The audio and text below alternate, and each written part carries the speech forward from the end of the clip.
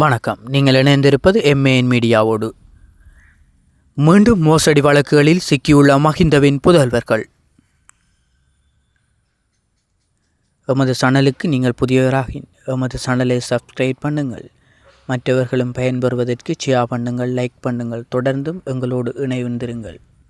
இது தொடர்பான விரிவான செய்திகள். வெளிநாட்டு தொழிலாளர்களுக்காக மின்சார வாகனங்களை இறக்குமதி செய்ய வழங்கப்பட்ட அனுமதி பத்திர முறையை பயன்படுத்தி மோசடியான முறையில் வாகன இறக்குமதி செய்த குற்றச்சாட்டொன்றை முன்னாள் ஜனாதிபதி மஹிந்தவின் புதல்வர்கள் எதிர்கொண்டுள்ளனர். வெளிநாட்டு தொழிலாளர்களுக்காக மின்சார வாகனங்களை இறக்குமதி செய்ய வழங்கப்பட்ட அனுமதி பத்திர முறை மூலம் அரசாங்கத்துக்கு 2.4 பில்லியன் ரூபாய் நிதி இழப்பு ஏற்பட்டுள்ளதாக ஆளுங்கட்சி நாடாளுமன்ற உறுப்பினர் ருவன் திலக ஜெயக்கொடி நாடாளுமன்றத்தில் தெரிவித்துள்ளார். குறித்த பாரிய அளவிலான முறைகேடுகள் முன்னாள் அமைச்சர் மனுச நாணயக்காரவின் பதவிக்காலத்தில் நிகழ்ந்ததாக அவர் மேலும் குறிப்பிட்டுள்ளார். 2022 மற்றும் 2023 ஆண்டுகளில் செயல்படுத்தப்பட்ட இந்துருவன் திலக ஜெயக்கொடி கடித திட்டத்தின் கீழ் 640 வாகனங்களை இறக்குமதி செய்ய 2 நிறுவனங்களுக்கு மட்டுமே சிறப்புரிமைகள் வழங்கப்பட்டதாக பிரதம கணக்காய்வாளரின் அறிக்கைகள் மேற்கோள் காட்டி நாடாளுமன்ற உறுப்பினர் குற்றஞ்சாட்டியுள்ளார். இந்த செயல்முறை தொடர்பான சரியான தகவல்கள் பிரதம கணக்காய்வாளருக்கு தெரிவிக்கப்படவில்லை என்றும் அவர் சுட்டிக்காட்டியுள்ளார். வெளிநாடு செல்லாத 4 நபர்களுக்கு வாகன அனுமதி பத்திரங்கள் வழங்கப்பட்டது. விண்ணப்பத்தில் தொழில் குறிப்பிடப்படாத 60 நபர்களுக்கு அனுமதி பத்திரங்கள் வழங்கப்பட்டது.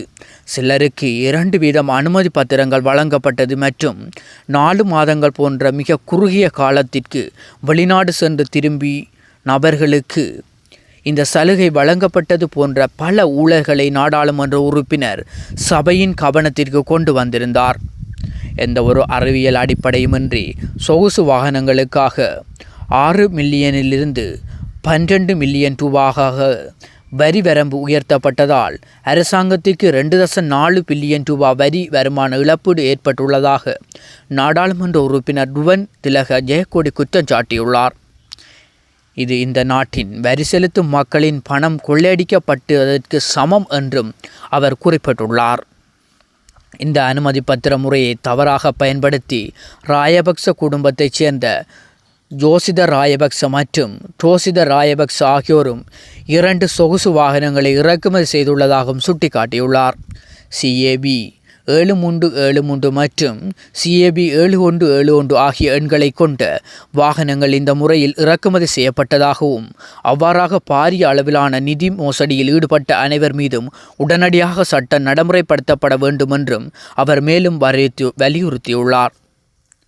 இதுபோன்ற பல செய்திகளை எங்களோடு இணைந்து கேட்டு செல்வதற்கு எங்களது சேனலை சப்ஸ்கிரைப் செய்து தொடர்ந்தும் இணைந்திருங்கள். நன்றி.